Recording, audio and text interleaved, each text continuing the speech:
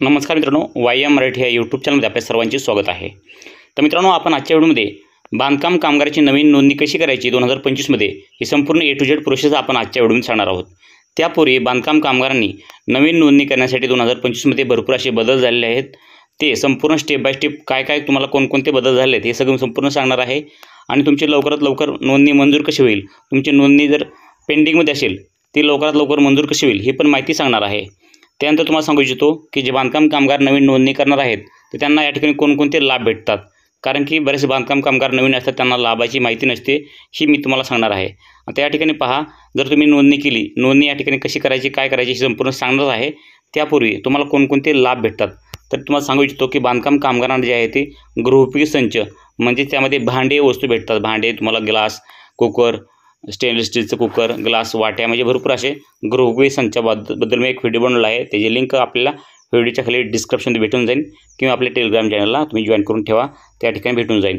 तर गृहोपयोगी संचाचा लाभ कसा घ्यायचा त्याबद्दल आपला एक फॉर्म आहे, तो फॉर्म भरून दिल्यानंतर तुम्हाला गृहोपयोगी संच भेटतात। त्यानंतर पेटी भेटते, पेटीमध्ये तुम्हाला जे साहित्य असतं ते साहित्य त्या ठिकाणी पेटीमध्ये तुम्हाला दिलं जाते। तर भरपूर अशा योजना आहेत, या ठिकाणी तुम्हाला थोडक्यात योजना पण दाखवतो आणि योजना सांगितल्यानंतर तुम्हाला लगेच जी आहे ते नोंदणी कशी करायची हे तुम्हाला सांगतो। तर या ठिकाणी पहा, पहिली योजना आहे या ठिकाणी कल्याणकारी योजनामध्ये, ती आहे ती सामाजिक सुरक्षा योजना। तर ह्यामध्ये कोणकोणत्या योजना येतात बघा, या ठिकाणी आहे ते पहिल्या विवाहाच्या खर्चासाठी प्रतिपूर्तीसाठी ₹30,000, म्हणजे या ठिकाणी जे नोंदणीकृत बांधकाम कामगार आहेत त्यांचं जर विवाह झाला नसेल तर त्यांच्या पहिल्या विवाहाच्या खर्चासाठी जे आहे ते या ठिकाणी त्यांना ₹30,000 दिले जातात।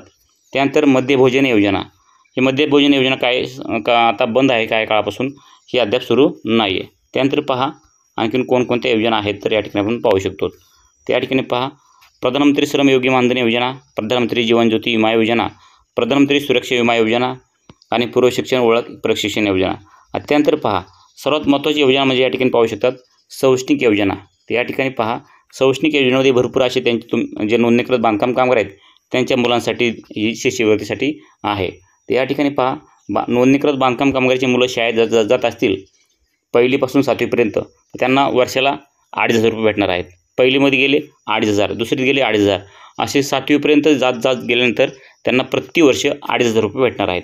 आता 7वीनंतर 8वीला गेल्यानंतर 8वी ते 10वीपर्यंत या ठिकाणी पहा जे आहे ते ₹5,000, 8वी 9वी 10वीपर्यंत ₹5,000 वर्षाला भेटणार।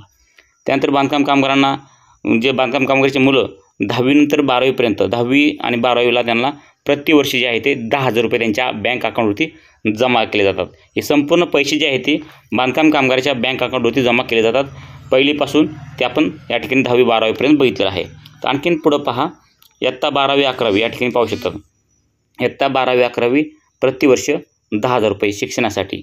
त्यानंतर पदवी अभ्यासक्रमाकरिता प्रतिवर्षी एकूण जे आहे ते ₹20,000 नोंदणीत बांधकाम कामगाराच्या पत्नीसह लागू, म्हणजे बांधकाम कामगारी जर पत्नी या ठिकाणी शिक्षण घेत असतील त्या पत्नीने सुद्धा हे लाभ दिले जातात, वर्षाला ₹20,000।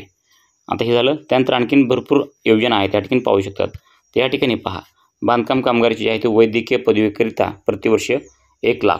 त्यानंतर बांधकाम कामगाराची मुलं किंवा त्यांची पत्नी अभियांत्रिकी पदवीकरिता प्रतिवर्ष 60,000, त्यांची पत्नी जर शिक्षण घेत असेल तर त्यांना पण हे लाभ भेटतात।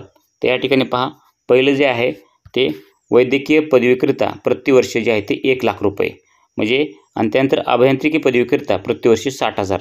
नोंदीत बांधकाम कामगार म्हणजे नोंदणीकृत बांधकाम कामगार त्यांची पत्नी शिक्षण घेत असतील त्यांना हे ₹1,00,000 आणि हे ₹60,000 भेटले जातील। तर या ठिकाणी पहा, त्याचे अर्ज कसं करायचे, केव्हा करायचे, कसे करायचे नक्की आम्हाला कमेंटमध्ये सांगा। त्याची तुम्हाला प्रोसेस एकदम त्याची जी प्रोसेस आहे त्यामुळे तुम्हाला पद्धतशीर त्याची प्रोसेस सांगणार आहे। त्याचे अर्ज कसे करायचे आहेत, कुठे भरायचे आहेत, कुठे द्यायचे आहेत, त्यासोबत कोणकोणते कागदपत्र लागतात, संपूर्ण प्रोसेस तुम्हाला सांगाल। हे या ठिकाणी तुम्ही मला कमेंट करू शकता, आम्हाला असा अर्ज करायचा आहे, आम्हाला प्रोसेस सांगा, त्याची तुम्हाला संपूर्ण प्रोसेस सांगा। आपल्या टेलिग्राम चॅनलवर जॉईन करून ठेवा। टेलिग्राम चॅनलवरती जे शिष्यवृत्तीच्या नवनवीन योजना आहेत त्याची संपूर्ण माहिती त्या ठिकाणी दिली जाते आणि त्यांचे फॉर्म कसे भरायचे आहेत आणि फॉर्म कोणकोणते लागतात संपूर्ण माहिती जी आहे ती आपल्या टेलिग्राम चॅनलवरती दिली जाते। टेलिग्राम चॅनलची लिंक आपण व्हिडिओच्या खाली डिस्क्रिप्शनमध्ये दिलेली आहे। त्यानंतर पहा, बांधकाम कामगाराची मुलं त्यांनी जर या ठिकाणी शासनमान्य पदविकेसाठी प्रति शैक्षणिक वर्ष किती, तर या ठिकाणी ₹20,000। त्यानंतर शासनमान्य पदव्युत्तर पदविकेसाठी ₹25,000 वर्षाला। आणि त्यानंतर विशेष म्हणजे महत्त्वाचं, बांधकाम कामगाराची मुलं ज्यावेळेस MSCITला जातात त्यावेळेस त्यांच्याकडे काय पैशाची चांचून नसते, त्यांची पैशाची कमतरता असते, त्यामुळं नोंदीत बांधकाम कामगाराच्या 2 मुलांना जे आहे ते MSCIT शिक्षणासाठी शुल्काची प्रतिपूर्ती म्हणजे शुल्क जे आहे ते त्यांची फी जी आहे ती फ्री असणार आहे. त्यांना त्या ठिकाणी महामंडळामार्फत ती फी भरली जाणार आहे. त्यामुळं MSCIT करीत असतील बांधकाम कामगाराची मुलं ते त्यांना फी माफ असणार आहे. त्यानंतर पहा आरोग्यविषयी योजना. त्या आरोग्यविषयी योजनेमध्ये कोणकोणत्या योजना आहेत पहा. महत्त्वपूर्ण योजना आहे ते या ठिकाणी तुम्ही पाहू शकता. बांधकाम कामगाराची पत्नी या ठिकाणी नैसर्गिक प्रसूती झाल्या तर त्यांच्या या ठिकाणी त्यांना 15,000 रुपये त्यांच्या बँक अकाउंटवरती जमा केले जातात. त्यानंतर बांधकाम कामगाराच्या पत्नीची डिलिव्हरी या ठिकाणी शस्त्रक्रियेद्वारे प्रसूती झाल्यानंतर त्यांना 20,000 रुपये दिले जातात. हे जे फॉर्म कसे भरायचे काय भरायचे ते पण तुम्हाला आपण या ठिकाणी कमेंट करा, त्याचं पण मी तुम्हाला प्रोसेस सांगणार आहे. त्यानंतर गंभीर आजारार्थ या ठिकाणी 1,00,000 रुपये भेटले जातात बांधकाम कामगारच्या. जर त्यांच्या घरातील कुटुंबियांना कोणाही आजार असेल त्यांना या ठिकाणी जे आहे ते 1,00,000 रुपये दिले जातात. या ठिकाणी पहा त्यानंतर खाली आणखीन भरपूर योजना आहेत या ठिकाणी पाहू शकतात. नोंदणी केल्यानंतर तुम्हाला हे संपूर्ण योजना भेटणार आहे. मित्रांनो चॅनलला सबस्क्राईब करा, व्हिडिओला लाईक करा. माहिती एकदम महत्त्वाची आहे. ते या ठिकाणी जे आहे ते एका मुलीच्या जन्मानंतर कुटुंबीय नियोजनाची शस्त्रक्रिया केल्यास त्या मुलीच्या नावे 18 वर्षापर्यंत 1,00,000 मुदत बंद ठेव असणार आहेत. जर बांधकाम कामगारांनी या ठिकाणी एक मुलीच्या जन्मानंतर कुटुंबीय नियोजनाची शस्त्रक्रिया केल्यास यांना जे आहे ते मुलीच्या नावे 18 वर्षापर्यंत 1,00,000 रुपये मुदत बंद ठेव अशा असणार आहे. त्यानंतर पहा साईडला जे आहे त्या ठिकाणी पहा 2,00,000 रुपये कशासाठी 75 किंवा कायमचे अपंग जो कामगार झाल्यास त्यांना या ठिकाणी 2,00,000 रुपये भेटणार आहेत. या ठिकाणी पाहू शकतात. त्यानंतर पहा खाली या ठिकाणी महात्मा ज्योतिबा जन आरोग्य योजना या ठिकाणी पाहू शकतात. ही पण योजना या ठिकाणी दिलेली आहे. त्यानंतर खाली पहा आरोग्य तपासणी केली जाते बांधकाम कामगाराची. आणि त्यानंतर विशेष म्हणजे आर्थिक योजना या ठिकाणी पाहू शकतात. आर्थिक योजनेमध्ये भरपूर योजना आहेत. तर भरपूर अशा योजना मित्रांनो तुम्हाला सांगू इच्छितो की बांधकाम कामगारांनी नोंदणी केली तर त्यांना हे योजनेचा लाभ दिला जातो आहे. त्यानंतर पहा बांधकाम कामगारांना जे आहे ते नोंदणी केल्यानंतर अटल बांधकाम कामगार आवास योजना जे आहे ते 2,00,000 रुपये भेटले जातात. ग्रामीण आणि शहरी दोन्ही भागात आहेत. जर तुम्ही शहरी भागात राहत असाल तरी तुम्हाला घरकुलाचा लाभ दिला जातो.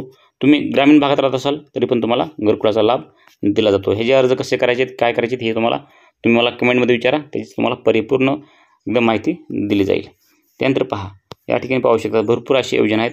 तुम्ही जर गृहकर्ज म्हणजेच होम लोन या ठिकाणी मराठीत सांगायचं झालं तर गृहकर्जावरील जे तुम्ही 6,00,000 रुपये लोन घेतलेलं असेल कर्ज घेतलं असेल त्याच्यावरली जे आहेत 2,00,000 रुपये आहेत ते या ठिकाणी बांधकाम कामगारातर्फे भरले जातील जे आपलं महामंडळ आहे त्याच्यातर्फे. तर अशा भरपूर योजना आहेत मित्रांनो. तुम्ही नोंदणी केल्यानंतर तुम्हाला जे आहे त्याचा लाभ भेटणार आहे. तर या ठिकाणी गृहोपयोगी संच आणि पेटी वाटप हे तर मला भेटते. त्यानंतर बाकीच्या योजना पण तुम्हाला भरपूर भेटल्या जातात. तर या ठिकाणी पहा तुम्हाला नोंदणी कशी करायची काय करायची हे तुम्हाला थोडक्यात सांगण्याचा प्रयत्न करतो. त्या नोंदणी करण्यासाठी तुम्हाला आपल्या ह्या वेबसाईटवर यायचं आहे. महाराष्ट्र इमारत व इतर बांधकाम कामगार कल्याणकारी मंडळाची ही ऑफिशियल वेबसाईट आहे. हे वेबसाईटवर यायचं आहे. ही जी लिंक आपण व्हिडिओच्या खाली डिस्क्रिप्शन दिलेली आहे तिथून तुम्ही डायरेक्ट जाऊन येऊ शकतात.